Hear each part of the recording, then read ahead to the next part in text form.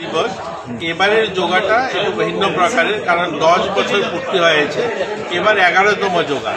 এবার প্রধানমন্ত্রীজি সংকল্প নিয়েছেন ভারতের 1 লক্ষ জায়গাতে আমরা যোগা করব এবং ইউনিক যে জায়গাগুলো রয়েছে, যেমন নির্মহল রয়েছে, আমাদের উনকুটি রয়েছে, এরকম জায়গাতেও যোগা হবে। আমাদের রাজ্যে প্রত্যেকটা ব্লকে যোগা হবে, আমাদের মহকুমাগুলোতে হবে, জেলাতে হবে এবং আমাদের রাজ্যের মাননীয় মুখ্যমন্ত্রী হাঁপানিয়া যে মেলা গ্রাউন্ড রয়েছে সেখানে তিনি উপস্থিত থাকবেন, আমিও নিজে সেখানে উপস্থিত থাকবো।